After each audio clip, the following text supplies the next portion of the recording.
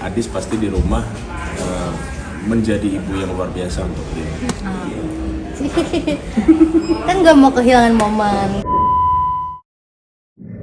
Kak Gilang, Kak Adis, ini kan Baby Gin baru aja berulang tahun yang kedua nih ya.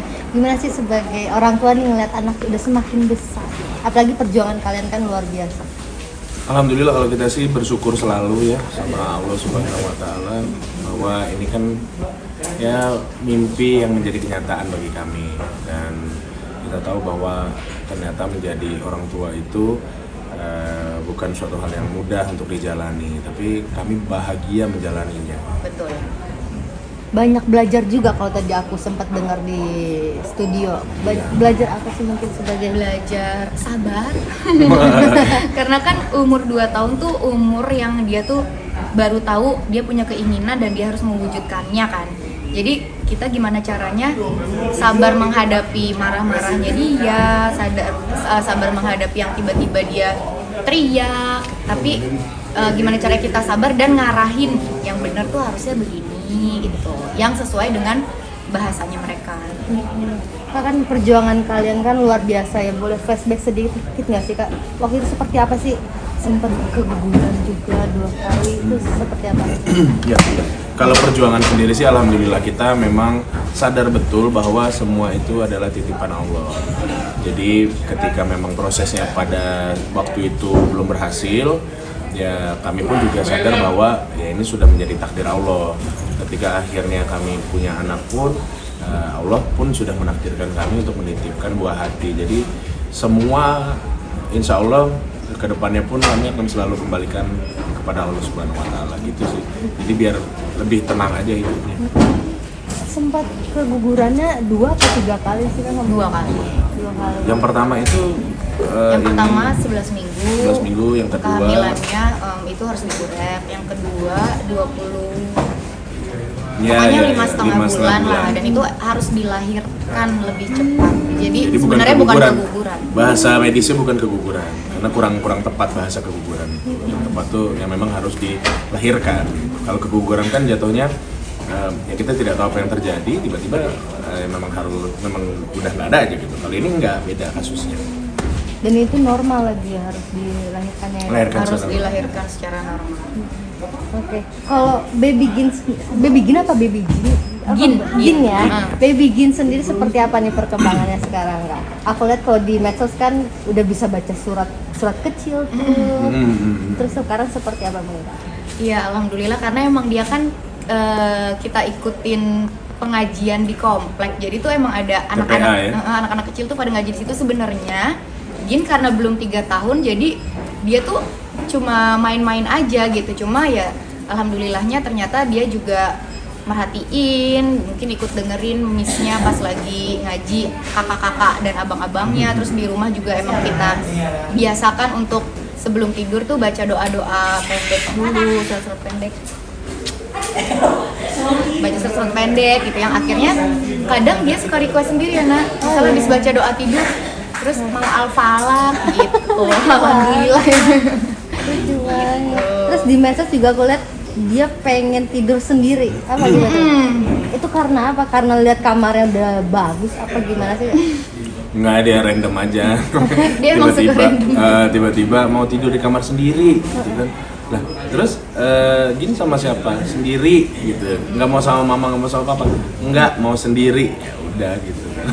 Tapi sekarang gimana? Masih sama mama papanya? Enggak. Sekarang masih sama kita, apalagi kan sekarang lagi bolak-balik ke Bandung Barat kan. Jadi di sana udah pasti sama kita. Kalau misalnya di rumah biasanya kita nanya mau tidur sendiri, mau tidur di kamar Gin atau di kamar mama papa gitu. Jadi ya udah kita ikutin maunya dia aja. Ya selama itu positif kita ikutin.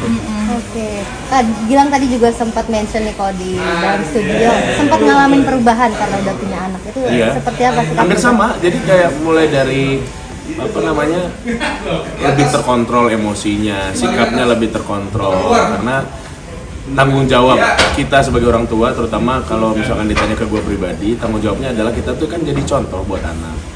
Nah ketika jadi contoh tuh ya berarti kan harus memperbaiki diri gitu. Jadi ya ada hal-hal yang mungkin dulu dilakukan kemudian salah gitu kan, ya diperbaiki, atau mungkin hari ini salah besok diperbaiki gitu aja, supaya anak betul-betul mendapatkan contoh yang baik. Insya Allah mereka bisa menirunya dengan baik pula gitu, harapannya gitu. Tapi kalau Kak Adi sendiri ngeliat suami berubah nggak sih Kak? Apa sama aja nih kayak dulu nih Kak?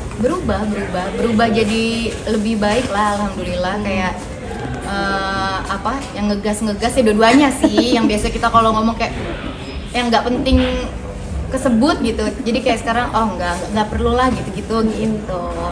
Lebih dikontrol Lah itunya, karena kan kita tahu anak itu kan cepet banget tuh ngikutin orang tua ngelakuin apa dia ikutin gitu kan. Jadi ya kita udah mulai jaga diri lah gitu, gimana bersikap di depan dia terutama. Nah, ada nggak sih mungkin kan Kak Gilang sempat ngomong nih kalau ngurangin job juga sejak punya anak, itu masih nggak sih sampai sekarang Kak? Apa? Kalau bahasanya ngurangin job itu kan kesannya nggak bersyukur ya, tapi lebih kepada diatur lah schedule-nya sedemikian rupa. Yang tadinya mungkin sehari itu bisa lebih dari 2, ini coba diatur supaya nanti tetap ada waktu untuk bermain sama anak gitu. Ya harapannya sih supaya gue tuh bisa nemenin tumbuh kembang anak gitu, walaupun tidak setiap hari. Tapi hebatnya adalah si Adis tuh di rumah selalu mendoktrin si Gin tuh kayak, ini papa nih, ini loh kerja, papa tuh hebat, begini-begini. Jadi ketika pulang ke rumah, gue tuh kayak pahlawan untuk dia gitu. Nah, ini, dan gue pun juga melakukan itu ketika Adis mungkin ada kerjaan, gue lagi di rumah. Jadi ya kerjasama seperti itu saat ini sedang kita bangun. Ada nggak mungkin momen pertama kali yang Gin lakukan gitu, yang Kak Gilang lihat mungkin kayak pertama kali jalan atau pertama kali manggil? Ada beberapa yang gue lewatkan, tapi untungnya di videoin oleh Adis, jadi gue masih, hari ini Gin udah bisa ini merangkak, hari ini jalannya udah Pak ini berapa langkah gitu ya. Kita kan sama-sama excited gitu ya, dan gue tahu konsekuensi bahwa gue lebih sering di luar pasti akan melewatkan beberapa hal itu, tapi gue nggak khawatir karena Adis pasti di rumah menjadi ibu yang luar biasa untuk dia. Kan nggak mau kehilangan momen golden age lah ya bisa dibilang. Yeah. Tapi Kak Gilang sendiri mau nyalon nih, itu bukannya tambah sibuk nanti itu Bu? Ya pasti tambah sibuk, tapi yang namanya hidup kan harus terus berjalan. Ini kan salah satu formula untuk mengupgrade diri kalau gue bilang ya. Jadi apapun yang gue lakukan itu sudah pasti insya Allah mudah-mudahan tujuannya baik dan bisa menjadi contoh bagi di rumah dulu aja, buat anak, buat keluarga gitu, dan mudah-mudahan juga bisa mengubah diri sendiri menjadi pribadi yang lebih baik. Tapi kok Kak Adi sendiri setuju Kak kalau Kak Gilang? Pokoknya aku support dia mau mengabdi kepada negara lewat itu, aku sangat support. Dan sebenarnya kalau tadi ngebahas waktu ya, aku ngelihatnya sih ya sampai saat ini malah lebih padetan ketika dia syuting. Karena syuting bisa dari pagi sampai malam banget. Nah ini tuh bisa kayak pagi ada waktu kosong. Ada waktu kosong bisa pulang dulu, karena kan aku dan Gin kan ikut ke Bandung kan, ke Bandung Barat tuh ikut, jadi kayak dia bisa mampir pulang dulu terus baru berangkat lagi gitu. Jadi mungkin lebih banyak waktunya nanti sama keluarga.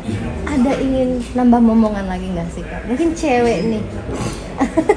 Tapi sedikasinya aja, karena kita tahu kan bahwa anak itu titipan, tergantung yang menitipkan lah, tergantung Allah. Kalau dikasih tentunya sangat bahagia, nggak dikasih, belum dikasih misalkan juga nggak apa-apa.